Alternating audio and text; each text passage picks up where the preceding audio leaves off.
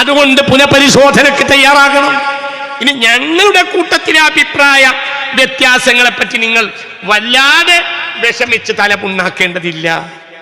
ഈ അടുത്ത ദിവസങ്ങളിൽ ചില ആളുകൾ പറഞ്ഞു, നിങ്ങളെ ഗ്രൂപ്പിൽ നിങ്ങളുടെ കൂട്ടത്തിൽ സംഘടനാ അഭിപ്രായക്കടേ ഉള്ളൂ, അത്രേ ഉള്ളൂ. തൗഹീദിലോ ശിർക്കിലോ ഞങ്ങൾക്ക് തർക്കമില്ല. തർക്കിച്ചാ പിന്നെ സുന്നിയാവില്ല. ബഹുമാനപ്പെട്ട സമസ്ത കേരള ജംഇയ്യത്തുൽ ഉലമയിലോ ബഹുമാനപ്പെട്ട എ പി അബൂബക്കർ മുസ്ലിയാരുടെ നേതൃത്വത്തിലുള്ള സമസ്തയിലോ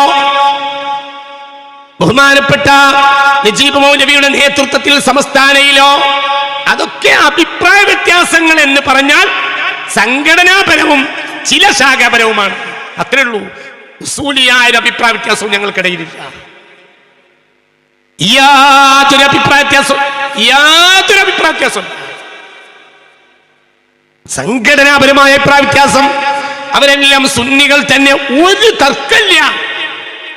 തൗഹീദിന്റെ കാര്യത്തിൽ തർക്കമില്ല, ശിർക്കിന്റെ കാര്യത്തിൽ തർക്കമില്ല, ബർക്കത്തെടുക്കണമെന്ന കാര്യത്തിൽ തർക്കമില്ല, തവസ്സുൽ ചെയ്യാം തർക്കമില്ല, ഇസ്തിഗാസ ചെയ്യാം തർക്കമില്ല, മൗലിദ് ഓതാം തർക്കമില്ല.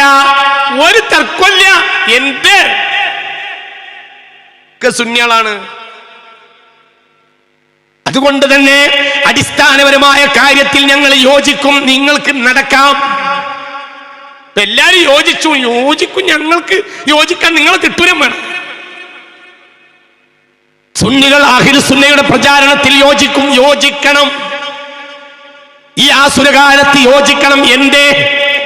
ഈമാനിൽ നിന്നും ഇസ്ലാമിൽ നിന്നും ഹഖായ അഹ്ലു സുന്നയിൽ നിന്നും ജനങ്ങൾ ഒഴുകിക്കൊണ്ടിരിക്കുന്ന കാലത്ത് നിസ്സാരമായ കാര്യത്തിന്റെ മേൽ നമ്മൾ യോജിക്കാതെ പരമാവധി യോജിക്കണം. അതിനപ്പുറം പറയാൻ എനിക്ക് അവകാശമില്ല, ഞാൻ ആളല്ല. പക്ഷെ എന്നാലും യോജിപ്പിന്റെ ഏറ്റവും അനിവാര്യമായ ഘട്ടമാണിത്. വിയോജിക്കേണ്ട അനിവാര്യതയൊന്നും ഇല്ലാതിരിക്കെ, ഇത്രത്തോളം ഭീകരമായ ബിദ്അത്ത് ദുനിയാവിനെ കാർന്നു തിന്നുകൊണ്ടിരിക്കെ, ലക്ഷക്കണക്കായ യുവാക്കൾ ഭീകരവാദികൾ ആയിക്കൊണ്ടിരിക്കെ നാം യോജിക്കണം. പ്രബോധന രംഗത്ത് ആദ്യം യോജിക്കണം. സംഘടനാപരമായ യോജിപ്പിനെ നേതാക്കൾ തീരുമാനിക്കും. ഞാൻ വളരെ ഗൗരവമായി ഓർമ്മപ്പെടുത്തുകയാണ്, അഹ്ലു സുന്നയെല്ലാം ഒന്നാണ്. എന്നാൽ ബിദ്അത്ത് എന്താണെങ്കിലും ബിദ്അത്ത് തന്നെ. അതിൽ ചെറിയ ബിദ്അത്ത് വലിയ ബിദ്അത്ത് എന്ന് വ്യത്യാസമില്ല. ഇദാ വഹറത്തിൽ ബിദ്അ വസകതൽ ആലിം ഫഅലൈഹി ലഅനത്തുല്ലാഹ്. ബിദ്അത്തുകൾ പ്രത്യക്ഷമായി കൊണ്ടിരിക്കുന്നു. തെറ്റായ വിശ്വാസം, തെറ്റായ അഖീദ അത് ലോകത്താകെ വ്യാപിച്ചുകൊണ്ടിരിക്കുന്നു.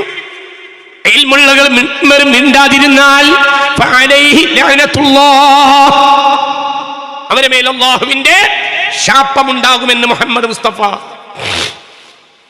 വളരെ ചിന്തിക്കണം. വഹാബിസത്തിനെ ജനകീയവൽക്കരിക്കുന്ന ഒരു സാധനം ഇതൊന്നും അറിയാതെ നിശബ്ദമായി നമുക്കിടയിലുണ്ട്. അത് ഏറ്റവും അപകടകരമായ വഹാബിസം. അതാണ് തബ്ലീഗ് ജമാഅത്ത്. അവരുടെ നേതാവാരാ? മുഹമ്മദ് അബ്ദുൽ വഹാബ്. അവരുടെ ഇമാമാരാ? മുഹമ്മദ് അബ്ദുൽ വഹാബ്. ആസ്തമ വലിവുള്ള നേരത്താണെങ്കിലും ഒരു തബ്ലീഗുകാരനോട് മുഹമ്മദ് അബ്ദുൽ വഹാബ് എന്ന് പറഞ്ഞു നോക്കൂ. അപ്പോൾ എത്ര ആസ്തമ വലിവിന്റെ നേരത്താണെങ്കിലും റഹിമഹുല്ലാഹ് എന്ന് പറയാതെ മൂപ്പര് അപ്പുറം പറയും. സ്വഹാബത്തിന്റെ പേര് പറഞ്ഞാൽ റളിയല്ലാഹു അൻഹു ചിലപ്പോൾ നേരം പോകും. എന്നാലും മുഹമ്മദ് അബ്ദുൽ വഹാബ് റഹിമഹുല്ലാഹ് എന്ന് പറയാതെ പറയും. അത്രയും വലിയ മുലകുടി വന്ന് എന്നാ കാണുമ്പോൾ നല്ല കുപ്പായം, നല്ല തലയെക്കെട്ട്, നല്ല തൊപ്പി, നല്ല താടി, എല്ലാരെ കണ്ടാലും ഇങ്ങനെ വിളിച്ചാട്ടി പറയുമ്പോ നാട്ടുകാർ വിട്ടുപോകും.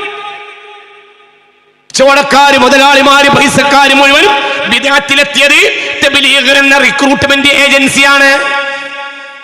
ആ ഏജൻസിയെ വഹാബികളെ ഇപ്പൊ കുടുങ്ങി. സൗദി വഹാബി വരെ പുറത്താക്കി. കാരണം രാജാവിനേക്കാൾ വലിയ രാജഭക്തിയാണ്. മുഹമ്മദ് അബ്ദുൽ വഹാബിനെ കൊള്ളണോ തള്ളണോ എന്ന ഇടത്താണ് ഇപ്പോൾ സൗദി ഉള്ളത്.